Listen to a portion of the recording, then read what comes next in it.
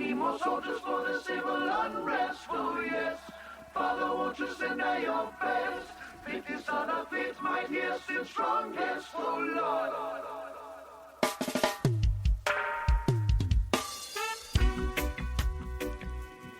Reggae is the sound of truth, traveling on bass lines, teaching the oppressed to stand tall, and the lost to remember who they are. And that is a quote from yours truly. And this quote addresses one of the main reasons I created Hippie-Fari, the beautiful, life-changing message of reggae music. It was created for social change, and its message is as strong today as it was in the 60s when the first reggae records were released in Jamaica.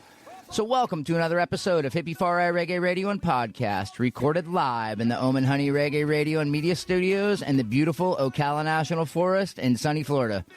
I am your host, Scotty the High-Strung Hippie, and Hippie-Fari is that podcast where we discuss all things reggae. So if reggae music is your thing, you are in the right place. Now, every so often, you come across someone who isn't chasing the spotlight. They're shining it. Someone who understands that music isn't just sound. It's connection, it's community, and it's energy moving from one heart to another. So tonight's guest is someone who lives right in that space. Rooted in the local scene, raised on reggae vibrations, and driven by a genuine love for artists who are out there grinding to make their dreams real. Week after week, she's out there sharing what she's listening to, lifting up voices that deserve to be heard, and reminding us that supporting music doesn't have to be complicated. It simply has to be honest. She's worn multiple hats in the music world, seen things from behind the scenes, and somehow kept it light, fun, and real through it all. If you've ever wondered how community actually gets built in music, not through algorithms, but through intention, this conversation is for you. So family, I am totally excited for this one. Please welcome the sponsorship coordinator of Sugar Shack Sessions to the show, Marina Kelley. What's going on, Marina? Thank you so much for the nice words. Right on. Thank you very much for doing what you do and taking time out of your busy schedule. I know we have tried to set this up quite a few times. I had a couple things happen. You had a couple things happen. But, well, damn it, man, we made it happen. So I'm really excited about this. Me too. Absolutely beautiful. Awesome. Well, once again, thank you so much. And I'm definitely looking forward to getting into these questions. So without further ado, let's go ahead and go for it. So for the people who just might be discovering you for the first time, how would you describe what you do in the beautiful music world of reggae and with Sugar Shack? Ooh. Well, I always pride myself on the fact that everything I do it with the intention for the musician to be able to focus on the music and me to focus on the business. Beautiful. So, I mean, in a nutshell, I'm doing everything I possibly can behind the scenes for them to be able to keep their livelihoods going, just focusing on music. Yes. Within Sugar Shack, I've done a few different things with them. Right now, I'm focusing on sponsorship, so trying to get the boys some more money to be able to do some really cool things to help some musicians out. That's fantastic. And I know I mentioned Sugar Shack. That's just like the tip of the iceberg of what you do. And I love how you said you focus on everything else so the musicians can focus on the music. I used to be in electronic dance music, had a record label, and, when you were managing the artists, it's like, well, what do you do as a manager? Everything to keep the artist focused on the music. Exactly. Pretty much everything they don't want to do is kind of what you do. Even all the way to picking them up and taking them to the shows so they don't even have to concentrate on driving, so they can just focus on what they have to do. So it's pretty awesome. I know that you said that you were kind of raised on reggae music. What did that look like growing up? Was it family, friends, shows, the culture around you, or kind of just everything? It was mainly my dad. He would take us out on the boat. He would take us to the beach. Yes, and every nice. time he would just be playing like Jimmy Buffett, Bob Marley, Jack Johnson, just like really uppity, good stuff. He would play Steel Pulse, like roots reggae mainly. Yes. And then he started taking us to shows. And so we'd get to experience it for ourselves. And that was just life-changing for me. I feel like that's where I finally found a genre of music where I felt like I can hit shuffle and let any of it play, and it's going to, make me feel better. It's gonna lift my spirits, and so that that was something that was pretty cool. But that was basically because of my dad, and those fond memories from childhood of him playing that type of music. That's absolutely fantastic, and it's great that you mentioned Jimmy Buffett. Rest in love, Jimmy. I have been a reggae head my entire life, ever since I think the age of 11, when I was surfing and heard Peter Tosh for the first time. A lot of people's introduction to reggae is Bob Marley, and don't get me wrong, love Bob, and he was definitely a huge influence. But what really pulled me into it was Peter Tosh. But at the same time, I just absolutely loved and still do Jimmy Buffett. Some of the most amazing live shows, I mean, I think anybody could have ever gone to. And the parrot heads that follow him in the parking lot. Yeah. Hilarious I got to people, see him man. So much fun. Oh, cool. He passed. So that was really cool. I went both times with my family, too. So that was really, really cool to be able to experience that with them. Absolutely. I only got to go to one show, believe it or not. But it was wild. I was listening to him on the XM satellite radio on his channel, and it was about 5 months before he passed. And he goes, "I'm going to be doing this shit forever until the day I die." And sure enough, he next I heard a couple months later, he passed away. So it's definitely sad. Rest in love, Jimmy. They used to do the Radio Margaritaville. They used to do that out of Margaritaville over in Orlando, like on City Walk. Oh, yeah. JD, I always remembered his name because that was always so funny to me. JD, the DJ. Right. But, he let me introduce a song one time. Oh, cool. Like on the air? Like 16, 17. Yeah. He let me dope. do it. And that's where I was like, oh, wait. How do I do what he's doing? That would be a cool job. And it just got me looking into some more jobs that are like actually attainable. Yes, right. So that was super cool. Absolutely. Yeah, I mean, obviously I do the podcast and I have a radio show. And yeah, I know. I feel you on that. It's just once you kind of get that taste. I mean, if it's in your blood, it's in your blood, and it's just something you love. It's like, I mean, I get goosebumps every time I get to do it. So I totally understand where you're coming from. So you have a thing that you call like Music Monday, which is pretty cool. We're definitely going to get into the nuts and bolts of that in a second. But before Music Monday became a thing, what was your relationship to discovering and sharing music? My first job, I guess, I was getting paid for it. It was more of an internship. I went to Full Sail University. Right on, very familiar. And, I was doing entertainment business as a master's. I actually ended up being valedictorian, and I kind of proved to myself that, this is exactly what I'm supposed to be doing. Congrats on that, because that is a big-ass school. Yes. Yeah. Thank you very much. Yeah, man, big time. I finally feel like I found my footing doing that master's program. And I really enjoyed what I was learning. And it's like you care, so you want to know more, you want to learn more. And so that was kind of like the first thing where I was like, okay, well, now how can I find some jobs now that I have this under my belt? It's only a year-long program. Right. So, but that's an intense program, though. I mean, I had friends that went to Full Sail, and they would go to classes at 3 a.m., no lie. Yeah. Yeah, there was, it was every month was a different class. Right. So it's very expedited, but but it was cool. And they give it to you in bite-sized chunks. It's not anything overwhelming. And the professors they have over there are top-notch. 100%. They know exactly what they're talking about, and they're worth listening to. So I found it to be super interesting. I really enjoyed it. But it got me into doing A&R. I was doing A&R. Nice, and then I was doing distribution. Right. And I was kind of learning some different aspects that I really didn't know a whole lot about. Mm-hmm. And then that is what evidently ended with me finding Sugar Shack. I'd always been a fan of them, saw them on YouTube. Yes. And then my brother lived right next door to somebody that was working with them. And she introduced me to everybody. So it was from then on that I started working with them.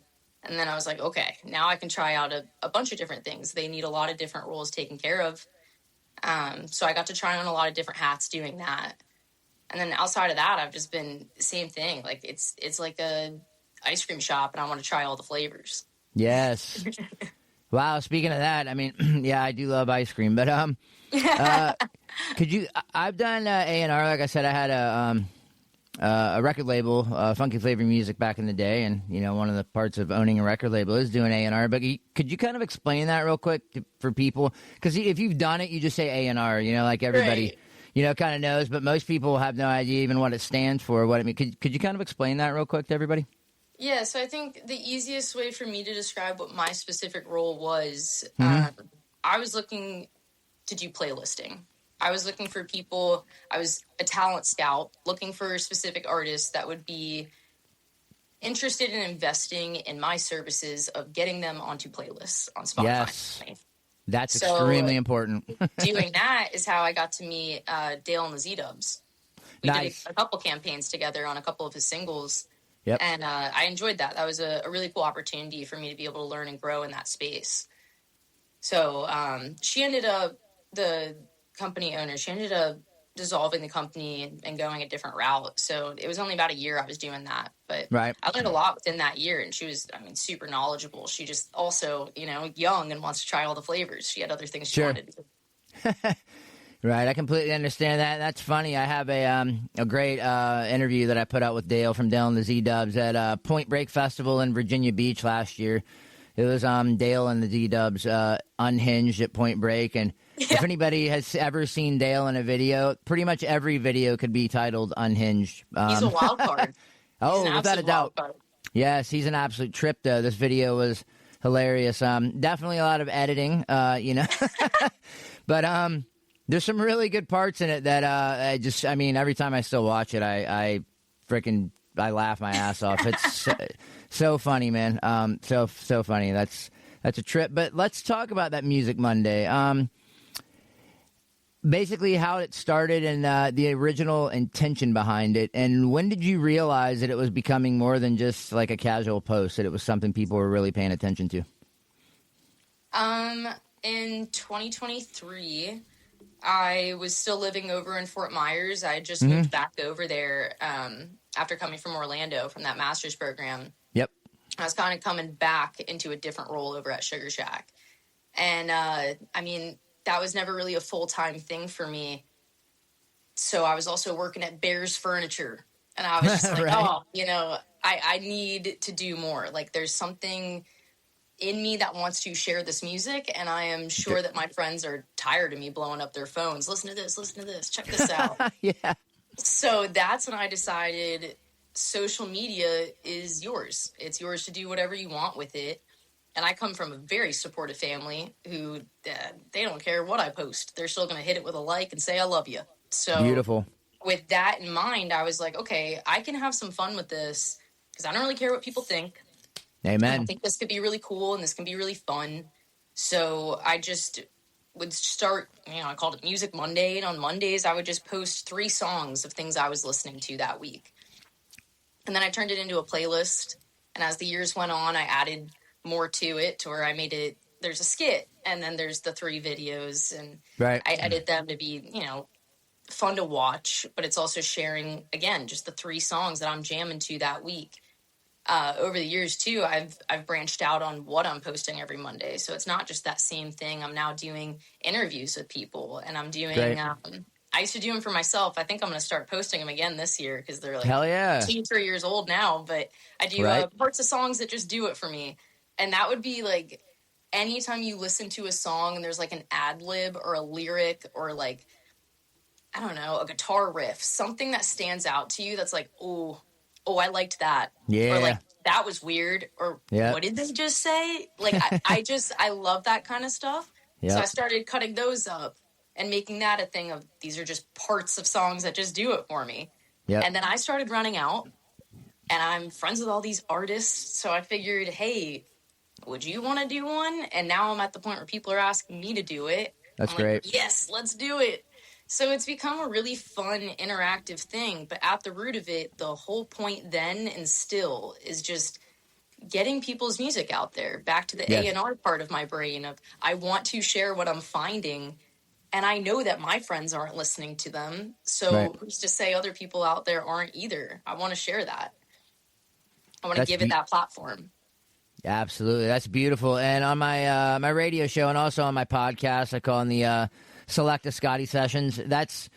anybody can hear, the top, reggae tunes that are out there from the Spotify release radar or Root Fire's release radar. I like to dig really deep, even if it's, from, the 60s when reggae first started to the mid-70s when it started to get really political and hardcore all the way up to now.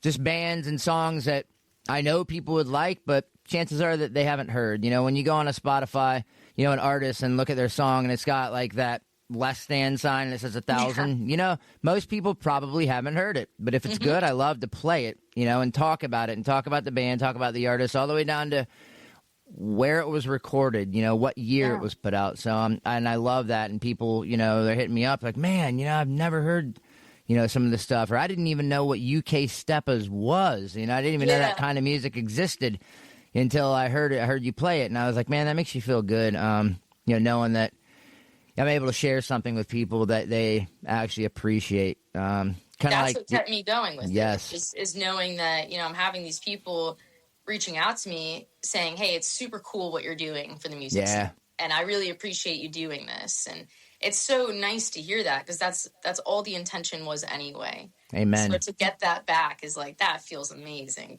to know I'm kind of doing it justice. 100%. That's a beautiful thing. And it's coming from the heart, and all good things definitely start with the heart. So how has Music Mondays changed the way that you listen to music? I think I've really, over the years, I started with it kind of being like, this is just whatever I'm listening to. Right. But now there's more bands that I'm working closer with, and I kind of want to plug them a little bit. So sometimes if it's a song that I genuinely cannot get enough of, right, I kind of use it to promote that, of like putting their songs in there or putting an interview out with them specifically. Having one of them do a parts of songs that just do it for them. Right. And that's kind of where I've been able to have a little bit more fun with it, because I'm like, oh, I'm sharing, stuff that is my friend's work. Right. Or I don't even know them in real life, but I've been a fan, and they're, hey, check this out. And I listen to it. I'm like, oh, yeah, that's what I want to put out there. But I still feel like I'm catering to everybody, in the sense of making sure that it's not just what you'd expect from me. Of course, my niche is reggae. I think everybody knows that. But I don't just put myself in that box. So I like to share some other tunes, too, that maybe people don't know that I listen to.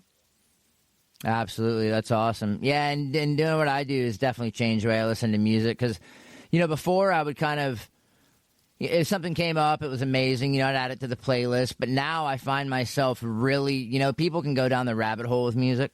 I find myself really, really searching the deepest, darkest corners of the internet and, playlists and record labels and all that stuff to find stuff. Yeah, without a doubt. I have found gold on TikTok that then I go and reshare it and realize I'm the first one that saw this. How am I? No, more people need to see it. More people need to hear this. Like, this is crazy that it's, and like you said, like on Spotify having the less than sign, it's like on TikTok with them not having a shit ton of likes and views. I'm like, what? How? This is a real human being making real music. This is incredible. Yep. Absolutely. I love the way you look at it, because that's exactly how I do too. I'm like, a musician woke up that morning, put their pants on, tighten their belt, and they're like, I'm going to make a video for TikTok today to get my music out to the world. It just gets passed by so many people. It's amazing the stuff that gets likes on social media and the stuff that doesn't. Like I'll post a track, I'm like, this is dope. It's like people just, pass it by, but, it's like the weirdest things. You'll have like 100 likes on, like, I bought a new car. Everyone's like, oh yeah, it's amazing. I'm like, I'd rather know about a new track than what somebody's driving that I'll probably never even, I'm telling you, I promote the heck out of Music Monday, right? This is something I do weekly. People know it, they hear it. That is what I promote. Yep. I have a playlist called Reggae, but Make It Sexy. I barely promote that. And it has the most amount of saves out of any of my playlists. Isn't that weird? And it's like, it's a great playlist. Don't get me wrong. Like, I back that. But, like, that's not even the one I'm promoting. So it's Right, that's exactly. also changed the way that I'm listening to music, because it's Right. like, okay, well, people really liked that. What else can I do Right. with that people like? Because of course I want to cater to my audience a little bit, but Yes. I gotta stay genuine and I gotta stay true to myself too. And I think people like that as well. I hope. Yes, absolutely. And that means that there's people out there doing what you're doing because somebody found what you weren't promoting. Yeah, and they like it. So, you know what I mean? It's kind of like us finding the music that's not getting a ton of plays or whatever, you know what I mean, and playing it. There's people out there that are probably, like I said, doing the same thing, looking for the really, really, really good stuff. I love that. I actually got an email from a girl who was like, I found your Hippie-Fari playlist. Thank you. It's like 38 hours long. It's amazing. But I didn't even know it was public on Spotify, but I guess it is. And, people are digging it. So I was like, nice. That's so awesome to hear. That is cool. Because my personal playlist, I just named it after the podcast. So that was that was really cool. But you've actually, said you're not a musician yourself. Right. So how does that actually shape the way that you support artists? Not being a musician, but throwing them all the support. Does that actually kind of mold how you do it? I think it's the appreciation I have for them being able to do it and me There you go. not. Right on. I grew up in competition with my big brother. Anything he did, I wanted to do it too, but just like a little bit different. Sure. Like he was super good at fishing, so I joined the Right. spearfish team in college. Hell yeah. Oh, you're a diver? Close, but not the same. I haven't done it in a while, I'll be honest. But like tons of fun. Love it. Yeah, Anytime I can, I will. Me too. So yeah, I'm a diver. that's the thing, is I loved doing that. He was in a band in college. So that's kind of what made me go, how can I do that? But I don't have the patience to learn an instrument and I can't sing. So how can I do that too, but make it different? And that's kind of when I realized like, oh, well, I have such an appreciation for them being able to do it. Sure. I don't really want to do it. I want them to be able to shine. If they're so talented that I'm like, everybody needs to hear this. How can I support their success? Yes. Get into the business world. Do it Yes. from behind. So that's awesome. where like I even tell people, like, they keep bringing up that I shot the t-shirt cannon at Reggae Rise Up Vegas on Right. Bump Number set, which was insane. But I literally can't recall it. I blacked out. I don't go on stage. I'm not a stage person. Right. I work in the background. I saw videos of me doing it. Very cool. Yeah. But like, I don't recall that. So it's funny that like, I don't have a place on the stage. That's not for me. Right. But I want to be able to do anything in my power to make sure that that's all they have to worry about is being on stage doing their craft. Right. That's awesome, man. Could you imagine being an actual musician though and having that stage fright? Like, how was last night's show? That would be awesome. I have no fucking clue. Was I even there? I don't remember. That's probably how it would go. That's funny. It's just, I've not been in that position. Right. I don't know any instruments, so being on stage during a performance like that is like, what am I doing here? I don't belong here. But you do, and that's why I love having people like you on the podcast because, a lot of podcasts, they have, the actual artists, and I love having them on. I've had some great artists on. Just had Ian Young on Saturday. That was fantastic. Nice. I've had some Natalie Rise, Groundation. Had some really good artists on the show. But I really, really, really love having folks like you and folks like, John Schwartz, just because people, when they buy a ticket, they go to the show, they buy some merch, they have a beer, they go home. They don't think about what went into that, How did that band get on that stage? How did that merch get here? How did it get into my hands? And that's what makes the show happen. Obviously without the talent, there wouldn't be a show. But I mean, without the sound guy, without the lighting guy, without the, the merch guy, without the promoters like yourself, it's the behind the scenes, kind of like my podcast. If it wasn't for my wife, I'd just be a guy talking into a microphone. She is, the behind the scenes that makes it all work. You know what I'm saying? And makes people know what it is. And that's really cool. It's extremely important part that people don't know about. And that's why I love talking to folks like you. So speaking of that, what do you think that the smaller reggae artists, I didn't say smaller, but the more underground reggae artists need most right now that often gets overlooked? I feel like I'm going to sound like a broken record because a lot of people hear me say this, but I think you really do need to invest in your merch. I think if you have an Sure. insane merch game, people are going to buy that at every single show that you play. Sure. And that revenue keeps the dream going. It keeps gas in the tank. It keeps you guys in hotel rooms because you probably don't have the type of vehicle to house you. Right. You know? So Yep.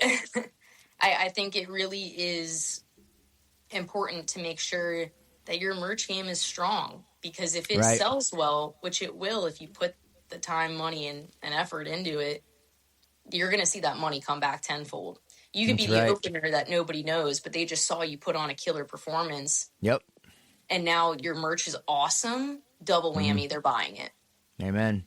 Yeah, and I'm not going to mention the band. I'm not going to mention anything, but I know you had told me that you had helped with merch somewhere, sometime, and the revenue that was collected, the number that I heard was absolutely astounding, and I was like, my God, that's amazing. So from hearing that, I mean, what you just said, I believe you definitely hit the nail on the head. Yeah. Kind of opened my eyes, because I know my wife and I, every show we go to, we always buy merch, because I know that's what keeps the band on the road, you know, keeps their their stomachs full with Taco Bell, you know, buys them a beer at the next show, that kind of thing. And it's extremely important. But, you know, you're right. If you've got that ultra amazing merch, you know, people are just they're going to want to buy it. They're going to want to wear it. You know, it's your design. It's your brand. You know, you might as well make it pop. Right. So I definitely agree. So have you seen real world connections or opportunities that have actually come from you just simply sharing somebody's song? Oh my gosh, yeah. Nice. I've had, I mean, more than I can count, honestly. Just, I think you had asked me earlier, and I didn't actually even finish my train of thought. Happens. Nice. I got to meet so many people through social media that I would have never met outside of that, because maybe they are in Arizona or California, or, Right. you know, in different areas where their market might be here, but they haven't tested it yet.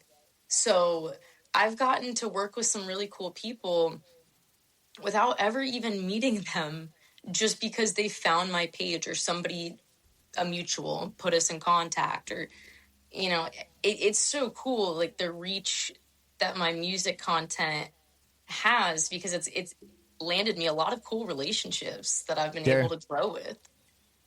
That's fantastic. Yes, and the same, I can totally relate to you. It's a beautiful thing when you're out there doing your thing, you know, and people appreciate it. You know, it's amazing how they'll reach out to you and be willing to, you know, to work with you and give you the time of day, because I think an artist realizes that you're working like they're working, and I think they appreciate that, especially when you're working for them, you know, to get their music out there just because you love it that much. You know, I think that they definitely appreciate that. That's definitely how I've landed a few of my interviews. It's like, well, you know, Yes. you put one of my songs on Music Monday, so let's do it. Like, you know? Yes. But it's 100 like, you know, they're joking, but it's also half just the fact that, like, you know, in the most humble way possible, for the most part, people like me. I come off pretty chill at a show. You know, I'm not going to bombard you with, do you want to get an interview with me?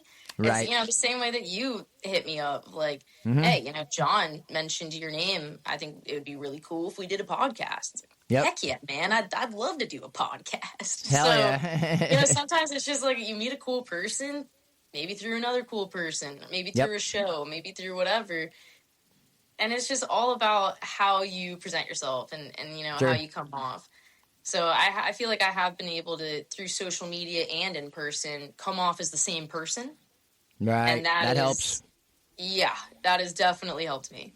Yes. Yeah, being genuine helps. And I'm kind of glad that our the podcast didn't work out the first couple of times, because it allowed us to have multiple conversations, you know, and I feel like I got to know you a little bit more before you came on. It wasn't just like, hey, will you come on? Yeah, come on. Now I feel like, you know, I've been able to talk to you and kind of, you know, like I said, get to know you a little bit. So, you know, everything happens for a reason. So it's kind of cool. It definitely made it a lot more comfortable and a lot more personal feeling. So, you know, I love it. It's awesome. And it gave us more to talk about. That's it.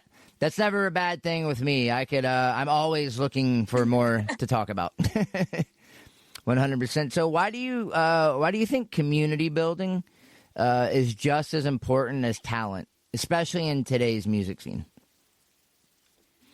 I have told people countless times, I do a lot of social media marketing, and Right. I think some of the best practices that I've seen, Mm-hmm. I'll talk about online first, then go into in person. But Okay. online, if you're one of my favorite musicians and you post something and I comment on your post or your reel, Mm-hmm. it's imperative that you answer me back. You hit me with a Right. like and some kind of response, even if it's just an emoji. Right.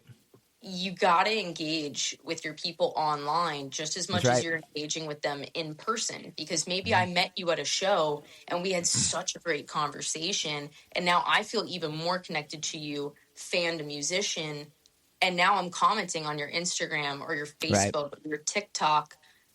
I'm gonna, like a normal person, I'm gonna want you to remember who I am Right. and give me a response back in some type of way. Sure. And I think it's super, super, super important for musicians to harness that type of mentality. I know the bigger you get, the more comments and likes and DMs and all that kind of stuff you're going to get. But if you can just take like 10 minutes out of your day, Right. section it off, and just go Mm-hmm. through and at the very least hit everybody's comment with a like. Try Yep. to respond to as many as you can. Try to Right. reshare when they tag you in something. I can't tell Mm-hmm. you how many times I've gone on Instagram and looked through my stories, and people like Shwazy, he is always sharing anything that somebody tags him in. And then Right. it's cool because most of the time those people are cool and they're sharing cool Yep. stuff. So, Yep. they just have his song in the background. And it's like, make sure you're doing that online and in person Sure. equally, so that your people know that like this is a solid community. You care about them. You appreciate them. Absolutely. Yeah, that's beautiful. And at the end of every podcast, the first thing I sign off with is there's strength in unity, build your community. And you're exactly right. Responding back to somebody online or giving them the like or the smiley face is, it's very important. It's like being in a conversation in person and it only being one-sided. It's not really going to last that long if you're not responding to me. I'll say, hey, what's up? If you don't respond, I'm going to walk away. Right. And I mean, same even goes for me of like the community that I've built in my area. Well, honestly, like on both coasts too, because I'm Right. always in the Fort Myers area, Bonita Springs. The people that I have on both sides of the coast that support me and care about me as a human being. Sure. I've talked about the fact that like there's been times where I just haven't been feeling well, either like sick or just like mentally just not feeling it, and not gotten to posting Music Monday till 3 p.m. and genuinely had people reaching out to me like wondering if I'm okay because they're expecting it to be posted in the morning. Sure. So like it's gotten to a point where like my people support me with whatever I'm doing. They'll be completely honest with me. I just tested the waters last year of like what's it like to make a channel on Instagram. I have over 100 people in my channel. Like I was not expecting that at all, and it's just cool to know that I've built a really cool community within what I'm doing on social media and what I'm doing in person and the things that I'm looking to build and grow on. So having those people on my, in my corner is crucial. Oh, 100%. That's what makes it a community, having people that, not only just follow you, but they care about you and support you and, genuinely are like looking forward to what you're going to post. That could be the highlight of somebody's Monday. Probably is the highlight of quite a few people's Monday. Yeah, absolutely. But it's also, I hope they know that I've got their back just as much as they've got mine. I support them equally to how they support me. That's so absolutely it's fantastic. Equal, that energy is completely equal. Yes, and it should be, and that's pretty much what defines community. We all look out for each other, and we all have each other's back equally. That's fantastic. Yep, it definitely is. It's a two-way street. So that's very cool. So I know that you have worked in a lot of different roles within the music industry. What did those experiences teach you that the fans don't usually see? Ooh. Quite honestly, the first thing that comes to mind is like all the times I've failed. Obviously, I'm not Right. pumping that out to everybody. Oh, look, I Right. didn't succeed with this one. But Yeah. it's, it's everything in this industry is trial and error. And there's been Sure. so many times that I fell flat on my face, or I blatantly just did not succeed with something that I was really Yep. hoping I would. And I'm not gonna, amplify those events, but at the same time, those are going to happen. And it's all about Of how course. you build yourself back up and how you try again, pick yourself up by the bootstraps, give it another Yep. go, try a Yep. different way. Yep. Let it be the fire under your ass instead of something that makes you feel like, oh, if I failed this time, maybe I should stop trying. Absolutely not. Just try differently. That's it. So, that's something that I do not, show anybody or really talk about outside of my close friends and my family. But those things that haven't worked out for me open doors for things that have. Sure. So those are the things that people see. Absolutely. Yeah, and I was a restaurant manager for a really long time, and one of the things I would always say to my employees, like, man, I messed up. I was like, look, everybody makes mistakes. It's how fast you recover from it and continue that makes you who you are and who you're going to be. It definitely makes you successful, because that's the difference between success and not, and being not successful is everybody makes a mistake.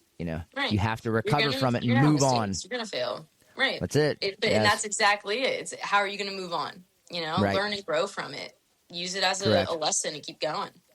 Yes. Don't just give up. Yeah. I had, when I first started podcasting, I had all of my new computer, my brand new mixer, mics, everything up under my AC intake on the ceiling. Anyway, it started leaking, and I woke up in the morning. I walked outside, and there was a puddle all over my laptop. My mixer, you could see where the water was just falling down in the holes. I was like, oh, my God, all ruined. I called my friend, the lead singer for Street Level Uprising, Jay Cantor, and I was like, I fucking quit. He's like, what? I was like, I quit. I'm done. I'm not even doing this anymore. He's like, what happened? And I told him. He goes, bro, you have too much to say to quit. He's like, you have a message. You need to get it out there. He's like, you're not quitting. And I was like, you know what? You're right, man. I wanted to at that point, but I didn't. So thank God I have a beautiful wife. Within a day, I had a new mixer ordered, a new laptop ordered, had everything on the way. It was gorgeous. But, I could have, I made a mistake. I did something stupid. I put it in the wrong place. I didn't think, could water leak from here? And sure enough, it did. So, but, I recovered from it, and I moved on, and here we are now. But, like I said, it's just, shit happens. It's kind of a real thing. But it's, once again, it's how you recover from it. So, now, what surprised you the most once you saw how things work behind the scenes and behind the curtain? Well, because there was quite a few things. I make the joke to my best friend Amanda. She used to work for Disney. She was a performer there. Right. And I tell her, I was like, how I felt going into the music industry is probably how you felt going into Disney, of like, oh, I'm seeing the magic, which in turn takes away the magic, because I know the trick. It's like a magician revealing its trick. Yep. I know how it works now. So the magic element was kind of like, oh, well, logistically, yes, now I see how that works. I understand that now. Right.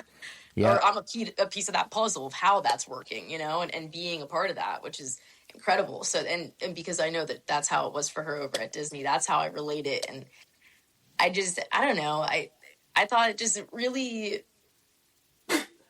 how like production works, like how everything and everyone fits together in that puzzle for the night of show.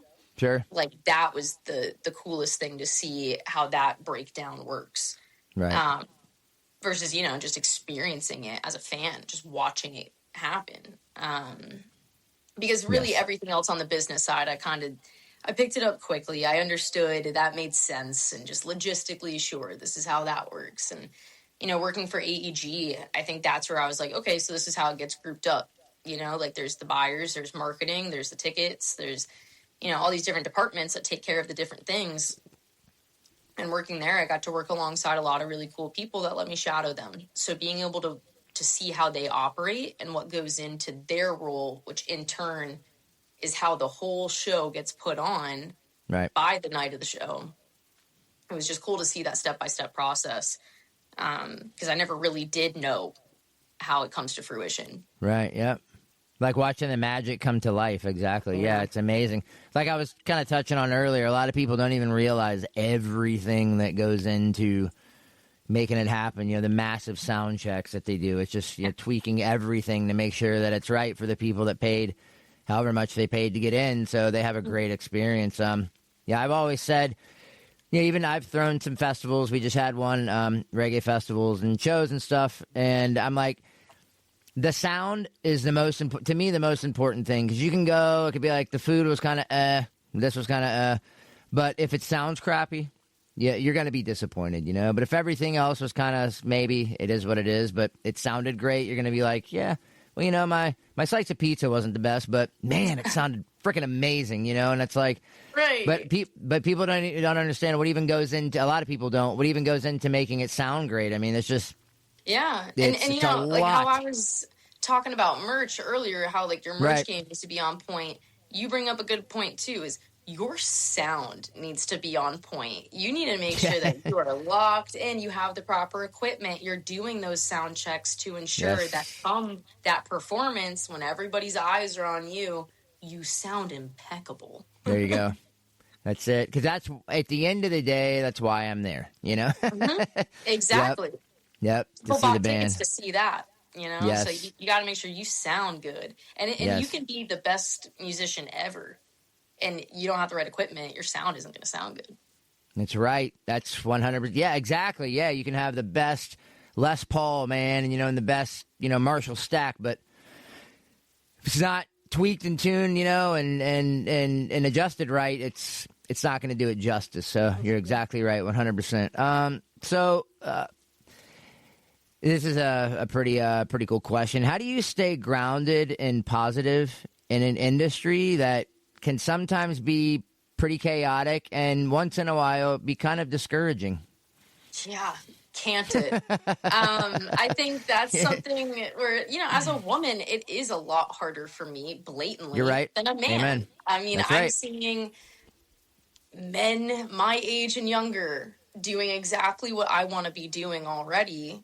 Sure.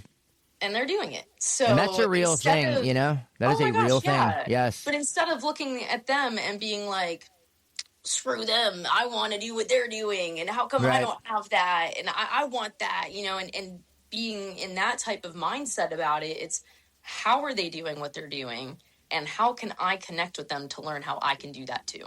I want to learn as much as I can from the people that are doing the things that I want to do. That's right. So that I can do it too. So when I get told no, and I get told not right now, that's not anything to take personally, and that's not against any of my skill set, my merit, my personality, nothing about that. Right. It's just simply business. Sure. So if they can't do it yet, or it's a no, okay, let me take me and my services elsewhere. Like it's nothing to take personally. And I think that's where, I'm a pretty soft individual. I'm a Cancer, like I'm very emotional. Yeah. But I know when to separate my emotions from business. And when somebody, might be speaking harshly, they might not be speaking harshly because they're mad at me. They're probably speaking harshly because they're stressed with the situation. And there's got to be a resolution to it, and one of us has to figure that out. That's right. So I think that's somewhere where I really have to put myself in the mindset of like, as discouraging as some things can be and hearing some things can be, it's also just as much as a reward to know that like, okay, well then maybe that wasn't for me. And there's going to be something else out there that absolutely is. And I'm going to kill it when I get there. Amen. Man, I knew that was going to be a good question. I love that answer. You can't take it personally, because 9 times out of 10, and my wife says this all the time, it's not you, it's that person. It's not about Might be something that's going on in their day. They could have just had some bad news. Their dog could have just died. I hate to put that energy out there, but being serious, and that could dictate how they're responding. Yeah, but also, like you said, if it's not going to work, I'm going to pick my stuff up, I'm going to move on, and I'm going to find somewhere where it does work, and then you're going to kill it because you have something special that a lot of people aren't doing, and, that's That's an absolutely beautiful thing. Thank you so much for that answer. That was amazing. So I love the hell out of reggae. Obviously, I have the podcast, the radio show. It's a lifestyle. So for you, what is it about reggae, especially the independent scene, that keeps pulling you back?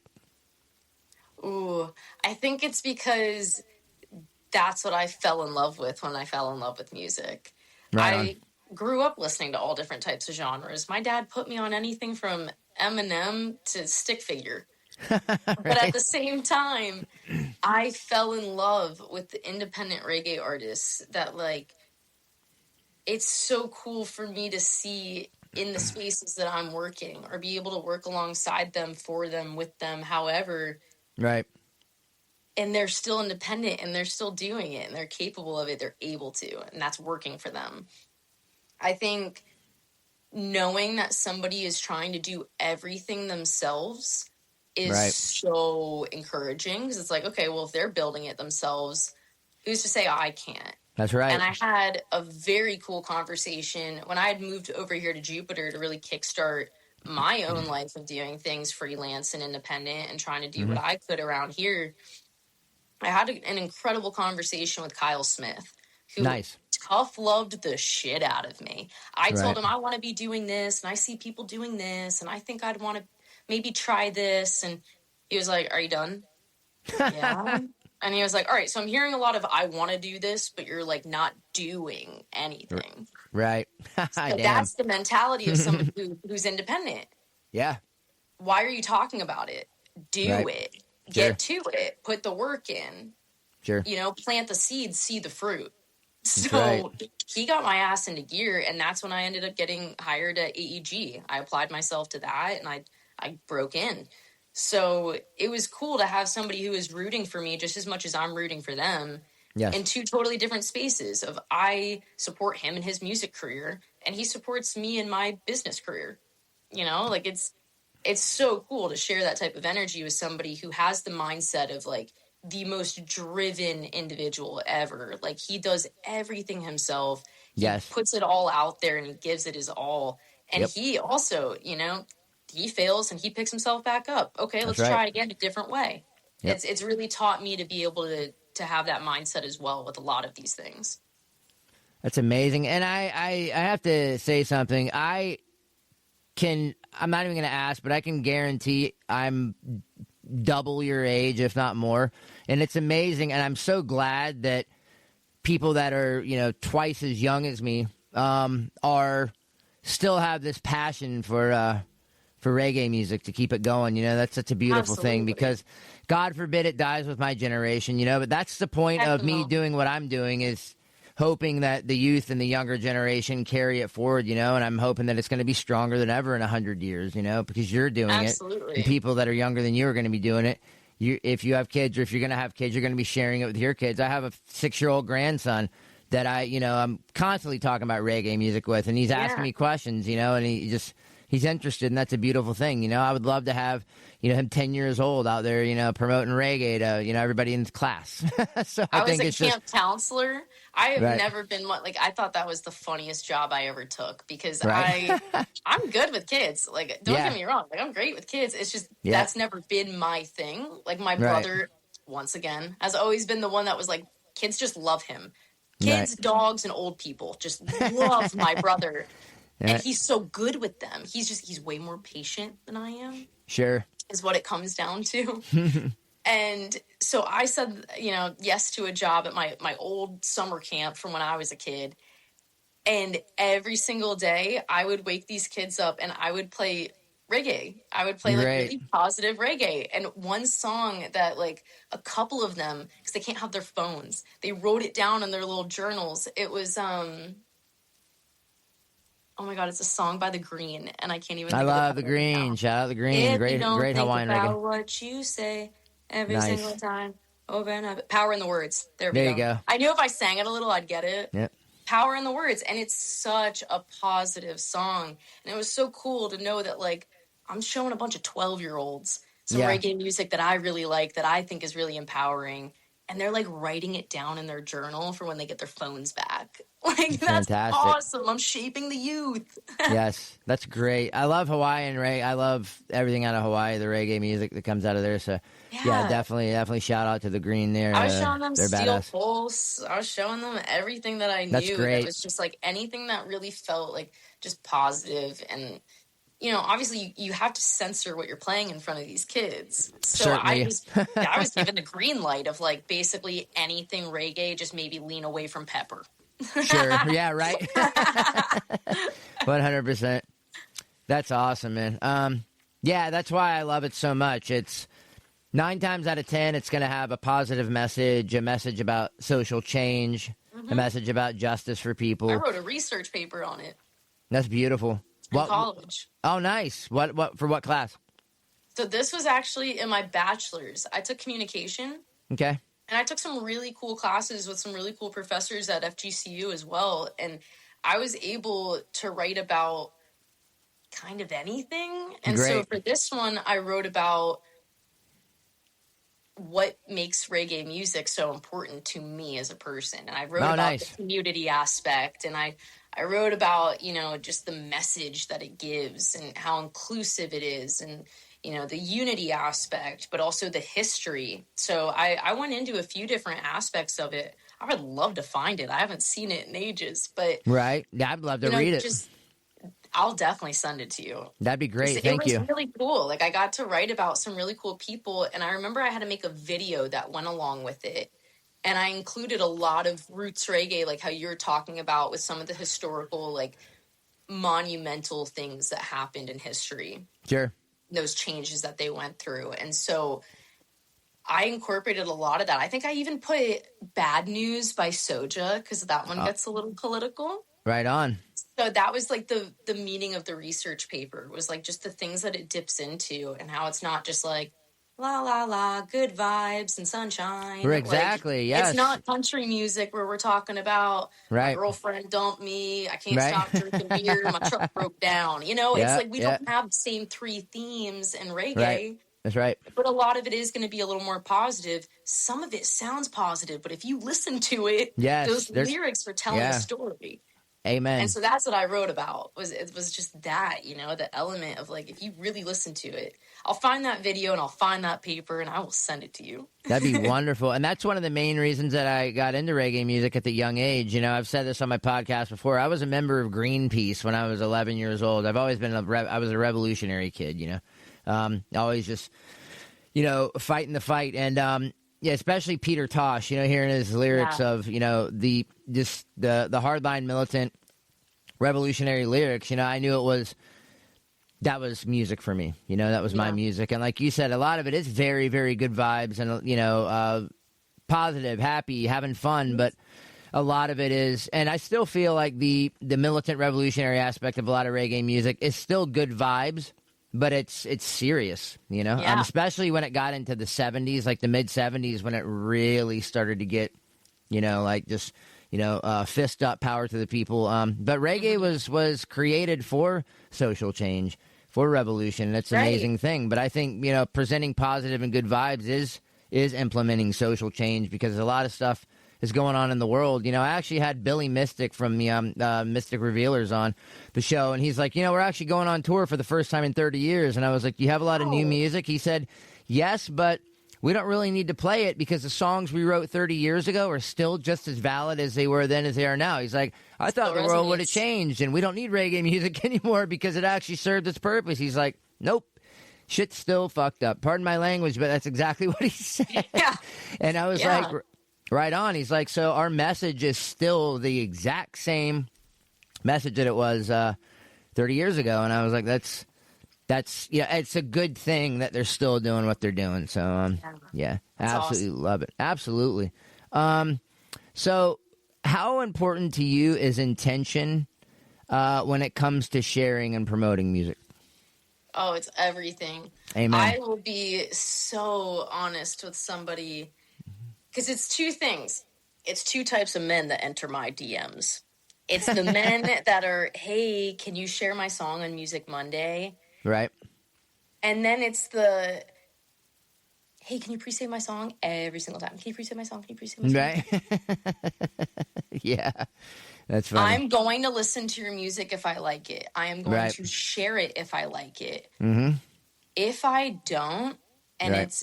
it comes off disingenuous for me to share that or to promote that, Right. I'm not doing it. Good Because for that's you. not coming from the heart. What I post has always been, like I said from the beginning, my social media is mine, and I have the freedom to post whatever I want on it. Mm-hmm. And what I do is share music that I like, that I'm listening to. If Right. you send me something and I'm loving it, I'll put it on there, no problem. That's genuine. I like it. I might like it, but it might not be the vibe for Music Monday, or Right. you know what I mean? Like it's situational. I'll still maybe throw it on the story. Tag me. Maybe I'll throw it on my story when you post your promo for it, or maybe send me the promo. I'll share it on my story, or I'll tell my friends about it. But like, there's other ways that I can support you outside of me posting something because you told me to. Right. I never want to do that because you asked me to do it and I feel like I have to. I want to do it because I want to. If I genuinely think that's the right move for me, or that the people that follow me would want to listen to that or would like that, follow along with that. Yep. I even share things that I don't necessarily love. I mean, there's certain artist friends of mine who know exactly who they are because I love them enough to say, your music is great for somebody. It's not my thing. Right. I love that. I think it's good. You're really good at what you're doing. It's just not what I personally listen to. Yep. So don't stop because it's not my thing. I'm still going to support you. I'm still going to tell my friends to go to your show because you're cool and you're fun and you're genuine. It's just not the sound for me. Beautiful. That's okay.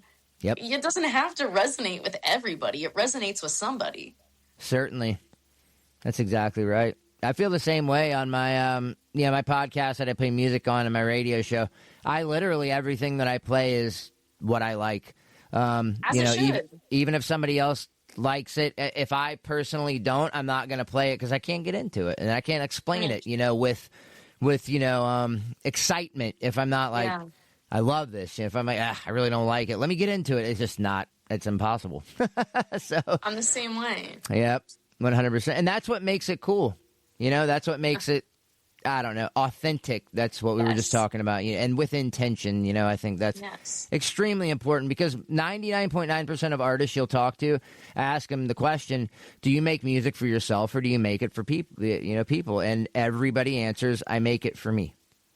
Yeah, because if you're trying to please other people, it's just not going to come out right because there's a million people. How are you going to please everybody? I ask so many people, like close friends of mine or just people that I've worked with, what do you think if I could improve anything to social media, like everything that I'm doing?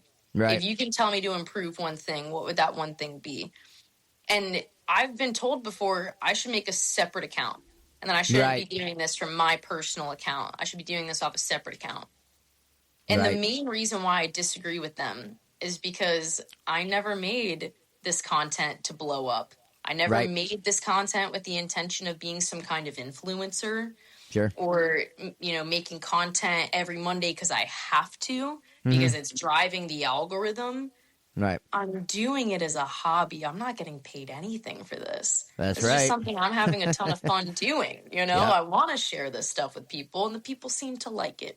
Yep. So it's my hobby at the end of the day, and it's me, and it goes towards my brand. People know what I'm up to because I post on that account. If I had a separate one, I'd never be posting on my personal one. Yeah. Because it's just so. That's me in a nutshell. That's me and my brand. That's exactly what you see is what you get. Yep, that's awesome. I do the same thing, especially on Facebook. I have a Hippie-Fari Reggae Radio and Podcast page, but I post everything on my personal for probably the exact same reason. I'm not getting paid to do this at all. Nothing I do I get paid to do, but I love it. It's, like you said, my hobby, and that's what social media is all about on your personal page, kind of, sharing with people what you're doing, and this is pretty much what I do. Right. So I can totally relate to you on that one. Yep. That's and I had awesome. heard about you from a handful of people. We have a bunch of mutuals. Oh, so it was like fantastic. super cool to hear that like you wanted to do a podcast with me. Because I was like, that's oh, wonderful. cool, I've heard about him. I've heard good things. Or, I know people that have gone on his podcast. Or, like, that's super cool. That So I'm is glad that we super got to do cool. this. Yeah, I mean, meanwhile, I'm sitting here thinking, there's like 4 people out there that know what I'm doing. So it's really cool to hear that. No, the word gets around. I know. It's so cool, man. It's, it does. It does. Especially and that's kind of the important thing is it gets around in a good way, also in a not so good way. That's why you have to, I tell everybody it's very important how you treat people and how you talk to people, because you never know when you're going to run into them again, or when you're going to run into somebody they know, or just, it's extremely important, do everything That's why you can never talk smack. No, definitely not. As you're saying, do everything with love. Yes, exactly.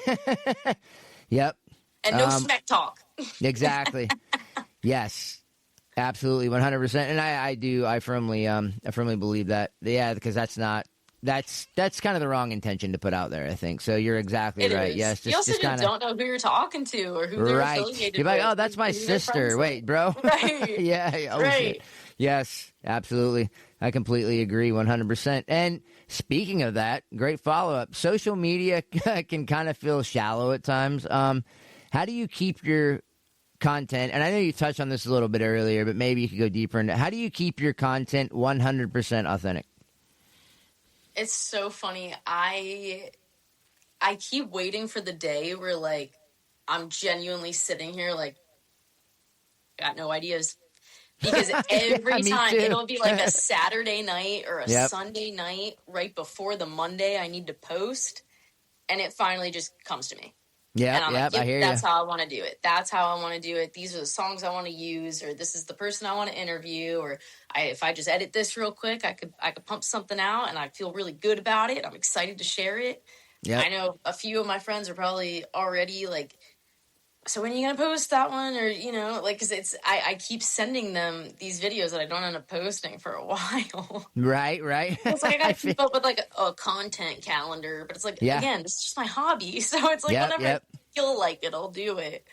But I'm having a ton of fun with it. I forgot the initial question already. Oh, I was saying, the social media feels shallow, kind of sometimes that people just put stuff out and put it out. So how do you keep yours?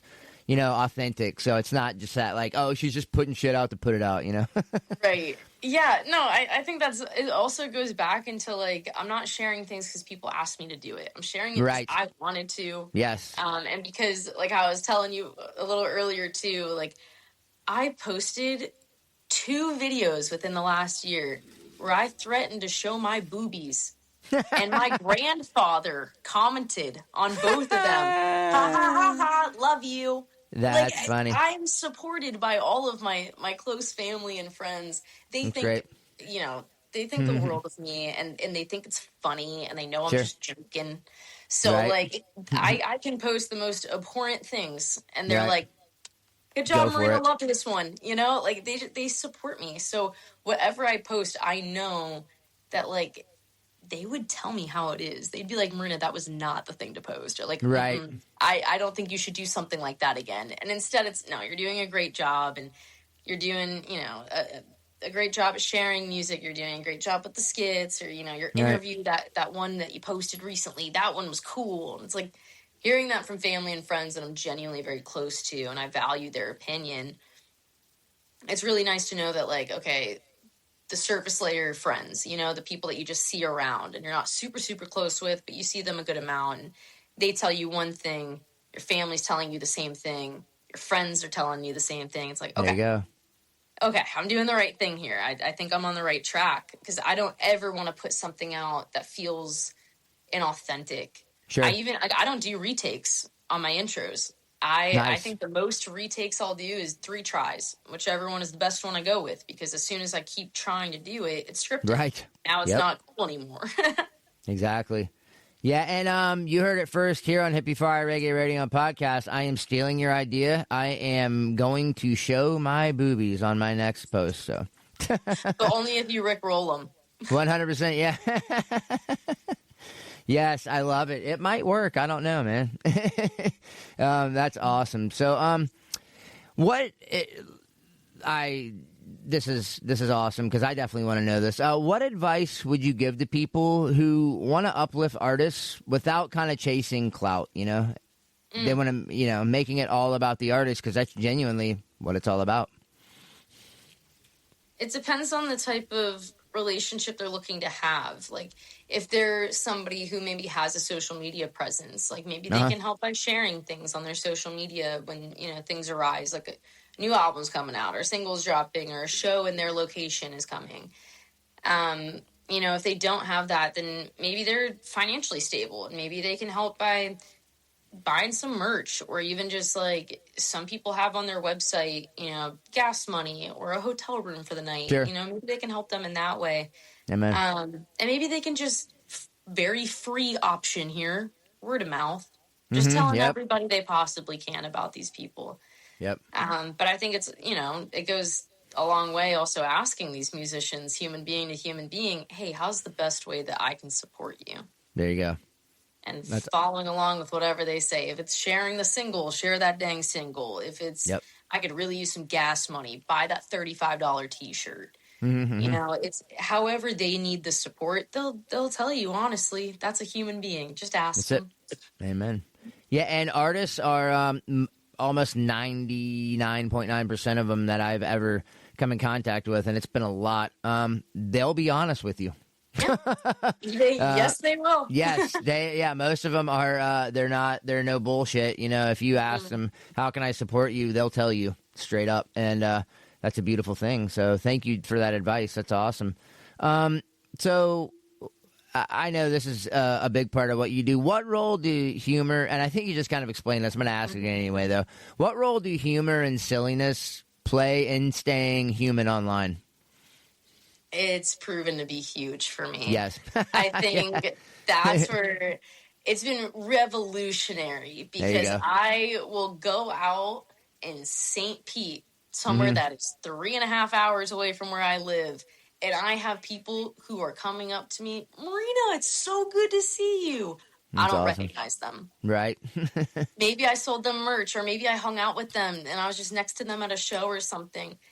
I'm re-meeting people sometimes, and that is my fault. I come into contact with a lot of people. Yes. But it's just knowing that, like, what I'm doing online and the people that follow me and then in turn meet me in person, they talk to me like we've been friends for years. That's great. And it's incredible because it's not only just followers, it's bands, it's artist managers, it's tour managers, it's merch managers, it's bookers, it's production, it's all of these different people that might have seen me and they're like, oh, okay, let me follow her on Instagram. Oh my God, she's so funny. I like the stuff that she's sharing. Now the next time they see me, they're talking to me like we go way back. Right, absolutely. Amazing. Because it's like, that's how I am. I am silly, goofy, and fun. Like, you don't have to censor yourself with me. You don't have to, you can be you, because I'm going to be me. Amen. You're going to like me or you don't.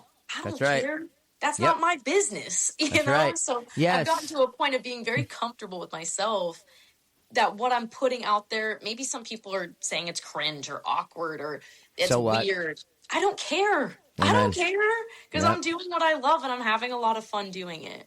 Yes, that's beautiful. One of my favorite things I heard, one of my old friends was like, it's not your business what other people think about you. And I was like, you know what? That's not my business. That's exactly right. Exactly. I don't care. I'm going to put out what I put out and I'm going to do what I like. If you don't like it, I don't really care. It's none of my business. And that's the thing too, is like, okay, unfollow me. And nobody's holding a gun to your head saying, follow me and support me and like me. I don't care. But they're not going to do that. They're not going to unfollow you because genuinely they want to know what you're doing. Even if they don't like it. They say they don't like it. Curiosity. Exactly. Yeah, 100%. I met the Howard Stern when he first came out. That movie Private Parts. There was a part in there where the guy Kenny, pig vomits what he called him. He hated Howard, and they're like, the average Howard Stern listener listens for 2 hours. Average answer, because they want to hear what he's going to say next. And then he's like, what about the people that hate him? He's like, they listen for 4 hours. He's like, if they hate him, why do they listen? He's like, average answer, because they want to hear what he's going to say next. So, absolutely. it's you get more love from people following you that, you know, that might not even like you. It's so funny, that dynamic, how it works, but it is a real thing. It's true. And that's why, I mean, my mom probably thought I was crazy, but when I first started doing this, I was like, I need to put my Instagram on public. Like, obviously, that's how that works, is people need to be able to see my stuff. There you go. And my mom was like, no, you know, you should stay being a private account. There's weird people out there. It's like, oh, there absolutely are weird people out there, 100%. But at the same time, I'm a grown adult. And I think it's time that if I want to make music-related content and I want a good amount of people to see this, as many as possible, that's it. A public account, you know? Yes. So that's where it's like, okay, anybody can see me if they want. I don't block exes. I don't, you know, view me as much as you want until you decide that you don't. That's on you. Mute me, block me, do whatever you need. But I'm not going to do anything because it's not bothering me. That's exactly right. Yes. And I totally agree with that. You know, there are weird people out there, but if they're that weird, they're gonna find you even if you are private. You know what I'm saying? It's so true. They'll find your Twitter account. That's what I'm saying. You know, they're gonna find you somehow, because that's what weird people do. Hey, man, more numbers. Find by us, right? That's it. 100%. I love that. So, looking ahead, kind of, what are your goals within the music industry? If you have like a 5-year plan. Oh my goodness. Within 5 years, I still want to keep trying all the flavors, and hopefully I've narrowed in on a few that I really like doing full time. I just created an LLC. Nice. And it's encompassing everything. It's called Entertainment Support Services, and it is everything that you would need. It's supporting every aspect. I have so many connections in this industry that if I can't do it myself, chances are I know somebody who can. Nice. And so that's where I'm kind of trying to take it. I really want to get on the road. I want to tour. So then that's one more thing I can have under my belt saying, hey, I've done that and I understand how that works entirely. Nice. And then have people on my team that can go do that while I can take care of the business. That's, end game. That's what I want. That's beautiful. But I want to be able to still, at the same time, support these artists in any possible way that I can. You know, if that's somebody on my team that runs sound, you know, they can go on tour with you doing sound. Or maybe I have somebody that can tour manage and they're going out on the road with you. Or maybe you just need social media help. And whatever content people are getting, send to that person. And they're able to just from home do all of the content and have a content calendar for you that they're doing. That's beautiful. That maybe you also have access to so that you can answer the comments and stuff. But, you know, they can too. And just helping out with that kind of thing. I learned when I was at AEG, I had tagged a very big artist in one of my Instagram stories, and I was gushing to everybody at work, like, oh my God, he replied back to me and he shared my story. And they were like, no, you liked it and shared his story, because I was doing social media marketing. So I was like, oh no. Because like I was doing that for AEG. So yeah, it would make sense that really big artist has a me that's doing that for him. 100%, dang. yeah. You know? But it still feels good. You know what I'm saying? Yeah, exactly. To know that, you know, you got that shared, people saw that, and, you know. But it's so cool with all that kind of stuff. Yeah, when I was a kid, I had my heart broken by Drew Barrymore. I wrote her a letter, and I thought I was like, my God, Mom, look, she sent me back her signature in 5 different colors of ink, and my mom's like, that's a stamp, and I was like, son of a damn it, you know what I mean? But it was like, for a minute, I literally thought Drew Barrymore sent me a letter back, and I was like, oh my God, but you know, that was a heartbreaking moment when I actually realized it wasn't her, but yes, I totally understand, but still, that even though it is you, a lot of people might not know that, and it's just that interaction, like you were saying. You know, it's nice to know that regardless, you're still being kind of recognized on social media by the people that you love and that you care about and that you recognize and that inspire you. That's an absolutely beautiful thing. So now, and you might have just described this, but maybe you could go in a little bit further detail, kind of in closing. If resources were not an issue, what dream project would you start tomorrow? Whoa. Yeah, I know. I don't even know if I could answer that on the fly. I've got so many. That's so hard. Yeah, because I have so many. I would want to maybe make my own festival. Yeah. That was a project that I had to do for fun in my master's, and I actually had a lot of fun planning that out. Oh my God, that's a dope project. Yeah, right? Like, okay. But no, it did teach me a lot because I had to research a lot of the things that I was like, okay, well, I have this question. I don't know how that works. Right. Let's look it up. Let's learn about it. So there's a lot that goes into it, but I think that would be a really fun thing to do. Outside of that, like, I'm still thinking, like, as if it was tomorrow, you know? So it's like I would pour a shit ton of that into Sugar Shack and start doing the projects that I want to be doing if we had the resources to do them and just start doing it, you know?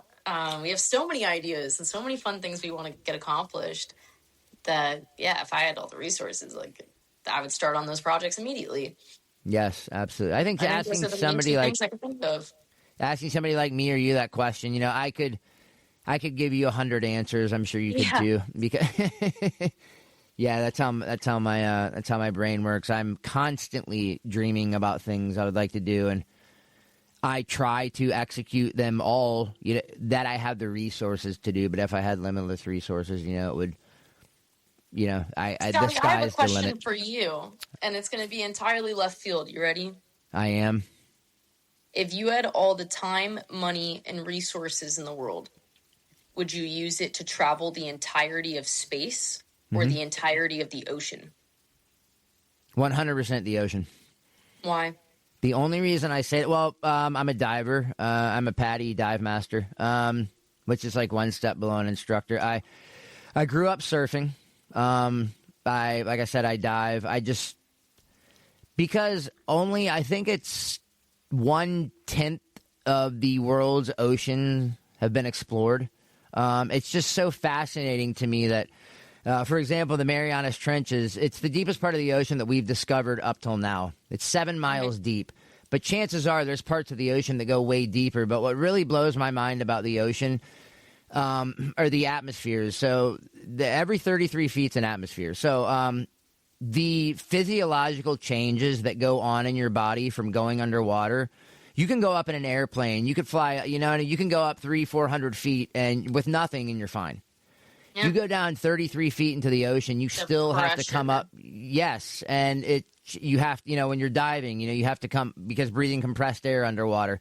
It's just so fascinating to me how much more changes. That's not correct. Anyway, the changes that your body goes through every inch that you descend into the water. And I just, you know, even on top of that, the air you have to breathe too with a dive tank. Yes, 100%. But just, I'm space to me, I'm kind of already living in it. Well, you know, I feel like I'm living in outer space all the time. But I feel you.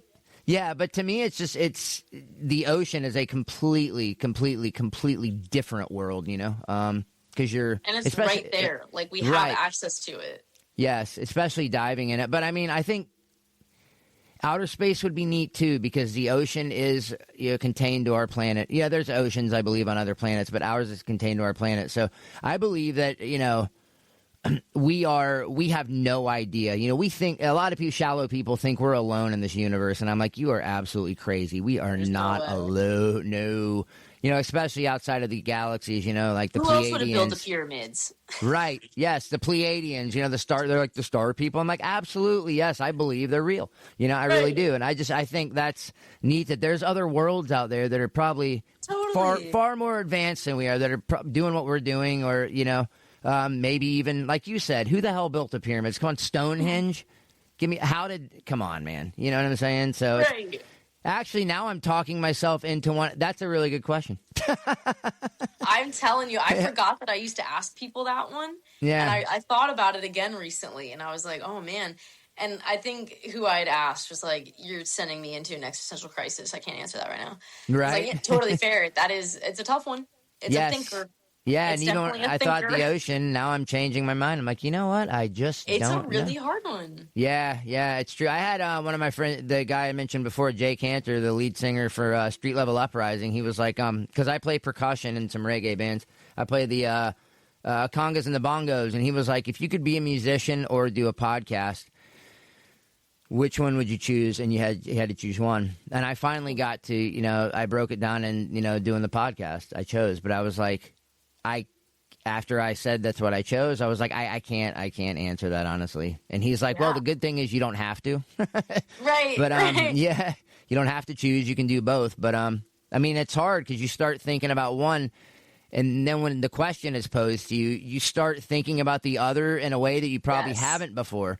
And then you start to appreciate it more, kind of like I just did with outer space. I was like, I never really thought about that. My answer used to always be outer space, but the way that you described the ocean, I was like, shit, did I make the wrong choice?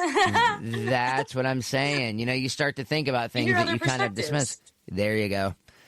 And that's a really good, you know, headspace to get into. Maybe I should think about everything in life like that, you know? Always consider the other side, because I think as humans, we have our baseline, and a lot of times we don't go out of that. We don't even consider the other side and think about it, you know, on a really deep level. And when you do, I think you kind of, you know, it might make you look at it a little bit differently. Definitely. Thank you for that question. I love when people ask me questions. I do. It's a lot of fun. So I'm going to do something that's fun. I haven't done this in probably 30 episodes. I'm going to ask you 3 questions. Answer them as fast as you can. Oh, no. One reggae artist people should absolutely check out right now. Serenation, because they're making a lot. No, go ahead. No, they're making a lot of new music with Adam now as the lead singer, and I think they are killing it. So I'm very excited for this new generation Jay of Serenation. Is no longer? Jay is no longer. Whoa. Is Bianca, I believe, that's her name on the bass guitar, right? Yes. She's still there, right? Everybody else is still there. Okay. They added in Paul, who's a really cool guy. He's now on guitar and just adds a whole new element. How long has Jay been gone? Oh my gosh, like for a good amount of last year. Wow, man, I need to keep. That's crazy. I don't know. I didn't even realize that. That's nuts. All right, cool. Okay, we'll start over. Okay, so besides that, because I had some tea with that one. Yeah, right. All right. So the one reggae artist people should absolutely Serenation, a song that never fails to uplift your spirit. Power in the Words by The Green. What keeps you motivated on days when energy is low? Knowing that I'm building the life that I want for myself. And a final message for artists grinding it out who might be feeling unseen. Try harder and be better. I love that. That is beautiful. Marina, thank you so freaking much for taking the time out of your busy schedule to come on Hippie-Fari Reggae Radio and Podcast. This was one of the funnest interviews I've done because it was extremely interactive the entire time. I love that. That's a strong word. It's kind of hard when you have to, you know, carry the interview the whole time and you're answering people's questions for them just to keep it interesting.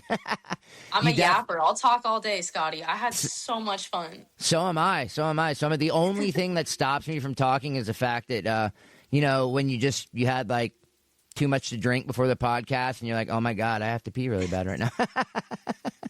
But, yes, I told you I say what I say. I don't care what people think. As you should. I love that.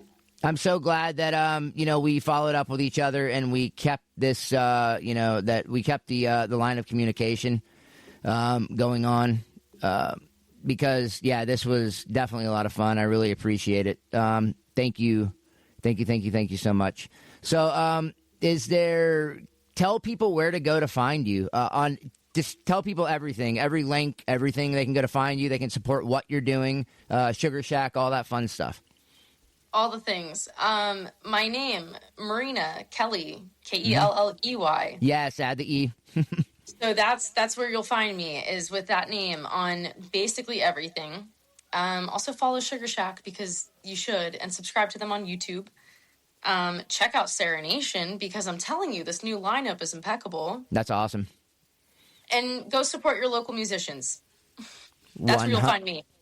Yes, 100%. That's a beautiful thing. Yes, support local music. What I always used to tell people is if it wasn't for the underground, there would be no above ground. Everybody started somewhere.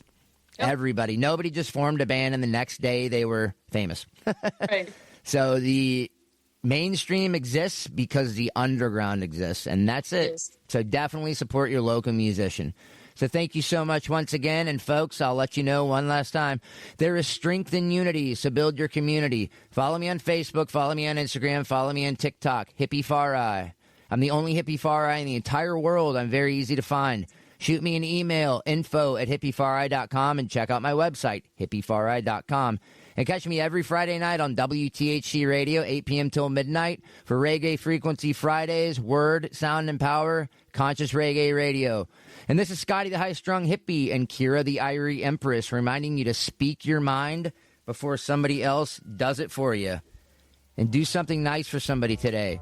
Grab flowers for your partner. Smoke out a stranger. Slip the homeless man a buck. But whatever you do, do it from the heart, because all good things start with the heart. Peace, love, and Rasta rhythms are all a part of the reggae revolution. One love, fam.